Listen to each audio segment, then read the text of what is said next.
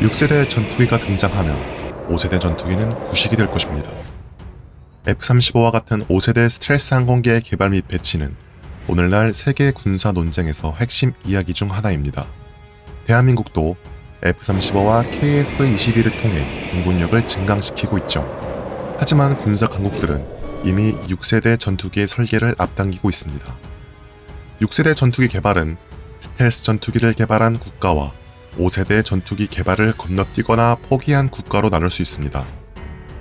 후자의 국가들은 그렇게 하는 것이 시간이 많이 걸리고 비용이 많이 들기 때문에 오늘날의 기술을 따라잡으려고 노력하는 것보다 미래의 기술에 집중하는 것이 더 합리적이라는 결론을 내렸습니다.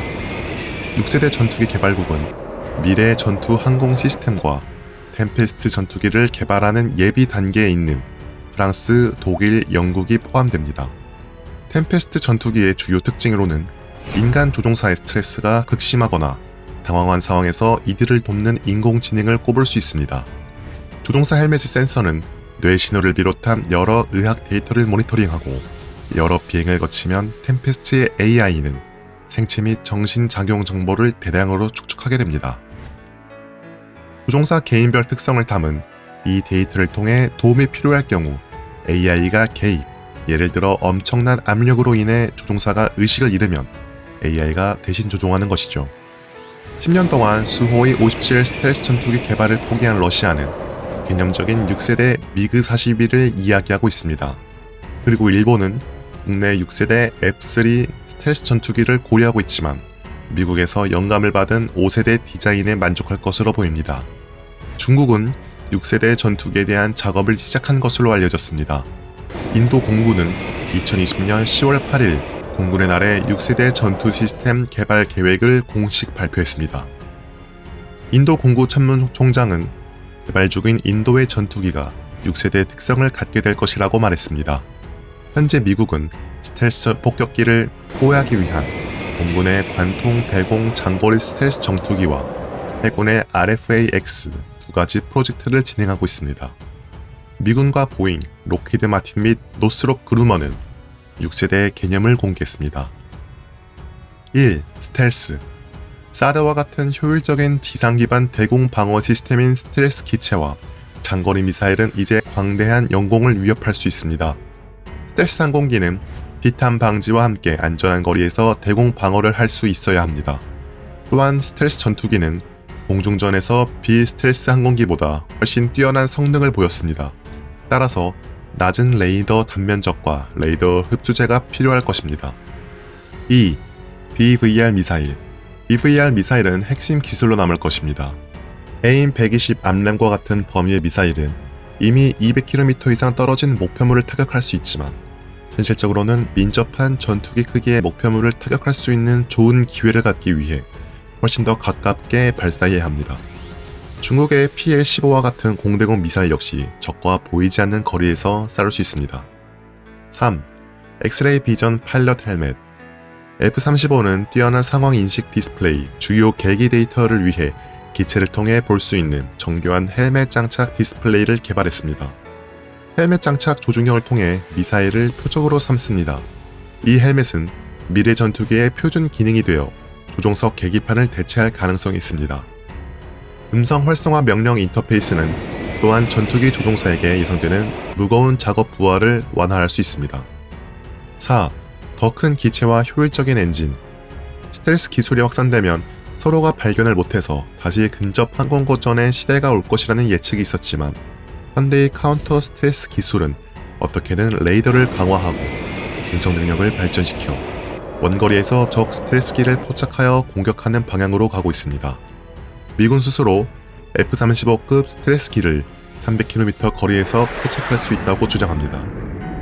그러고 나면 결국 BVR 미사일이고 F-35와 같은 소형기보다 강력한 엔진과 항전 장비를 갖춘 F-22와 같은 대형기가 더 유리해집니다. 또한 공군기지와 항공모함이 미사일 공격에 더욱 취약해짐에 따라 전투기는 더 먼 거리를 비행하고 더 많은 무기를 탑재할 수 있어야 합니다. 5. 무인 유인 선택 비행.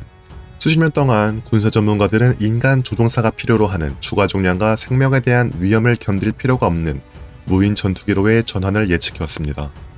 그러나 드론 기술은 비약적으로 발전되었지만 공군은 조종사 없는 전투기를 개발하는 데 더뎠습니다. 이는 무인 비행기를 생산하기 위해 추가적인 설계 노력이 필요하다는 단점이 있기 때문입니다. 그러나 무인 전투기는 조종사를 위험에 빠뜨리지 않고 고위험 임무의 항공기를 배치할 수 있는 가능성을 제공합니다. 6. 6회공 우주 통합 퓨전 센서. F-35의 주요 혁신 중 하나는 센서 데이터를 흡수하고 합성 사진을 생성하는 아군과의 데이터 링크를 통해 공유하는 기능입니다. 이것은 아군이 유리한 위치로 기동하고 레이더를 켜지 않고도 더 뒤에서 미사일을 발사하는 동안 스텔스 항공기가 적을 조준하고 추적할 수 있게 합니다. 따라서 퓨전 센서를 이용한 교전이 6세대 전투기의 표준 기능이 될 것이며 위성과 전투기 옆에 배치된 드론을 통합함으로써 연계될 가능성이 높습니다. 7. 사이버전. 6회공 퓨전 센서와 높은 전자장비 의존도는 6세대 전투기가 데이터 및 네트워크에 크게 의존한다는 것을 뜻하며 재밍과 같은 사이버전으로 인해 방해를 받거나 심지어 해킹을 통해 침입할 수 있음을 암시합니다. F-35와 같은 지상 기반 네트워크는 상당한 효율성 향상을 가져다 주었지만 착륙되어 있는 항공기도 잠재적인 사이버 공격에 노출되었습니다. 6세대 항공 전자 시스템은 사이버 전쟁에 대비하여 설계되어야 할 뿐만 아니라 적에게 그러한 공격을 시작할 수 있습니다. 8. 인공지능. 한 가지 문제는 이러한 모든 센서 통신 및 무기 시스템이 너무 복잡해져 인간 두뇌의 작업 처리 능력을 초과할 위험이 있다는 것입니다. 조종사도 비행기를 조종해야 합니다. 일부 4세대 전투기는 지원을 위해 전투기 후방석 무기 관제 장교를 도입했습니다.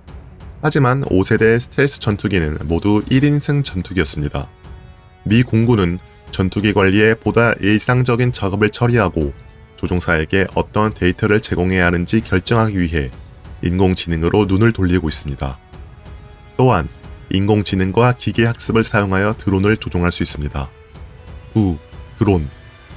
2016년 10월 2대의 F-18 슈퍼 호넷이 테스트에서 103대의 드론을 배치했습니다. 인공지능 드론은 지정된 목표 지점 위로 메뚜기 떼처럼 몰려들었습니다. 카미카제 드론은 이미 실전에 사용되었지만 상대적으로 작고 저렴한 드론이 특히 무서운 무기가 될 수 있는 방법을 쉽게 알 수 있습니다. 군사 전문가들은 저렴하고 소모성 네트워크로 연결된 드론이 값비싸고 잘 보호되는 소수의 무기, 플랫폼 및 미사일보다 방어하기 훨씬 더 어려울 수 있다고 말합니다. 따라서 6세대 전투기는 정찰, 공격, 미끼 역할을 하기 위해 더 크고 빠른 드론과 함께 작동할 가능성이 높습니다. 10. 레이저포. 더 이상 SF 공상과학 소설에 나오는 얘기가 아닙니다. 미국과 영국이 개발하는 직사 레이저포는 빠르고 정확하게 발사할 수 있으며 밤에는 충분한 전기를 공급하는 무한 탄창 용량으로 발사할 수 있습니다. 미 공군은 3가지 분류의 레이저 장비를 개발하고 있습니다. 첫째, 적의 센서를 방해하거나 손상을 입히기 위한 저강도 레이저포. 둘째, 공대공 미사일을 무력화할 수 있는 중간 강도 레이저포. 셋째, 항공기와 지상 목표물을 파괴할 수 있는 고강도 레이저포입니다. 6세대 전투기 프로그램은 특히 5세대 전투기의 문제점을 해결하는 데 투입된 막대한 비용과 노력을 고려할 때 아직 개념적으로 남아있습니다. 레이저, 드론 교전 및 무인 조종과 같은 많은 구성 요소 기술들이 이미 잘 개발되고 있습니다. 그러나 그것들을 단일 기체로 통합하는 것은 여전히 중요한 도전 과제일 것입니다. 6세대 전투기는 2030년대에서 2040년대에 등장할 수 있으며 이때쯤이면 공중전 개념이 다시 진화할 가능성이 높습니다. 영상 유익하게 보시고 대한민국의 6세대 전투기 도입 및 개발을 응원하신다면 구독 부탁드립니다. 감사합니다.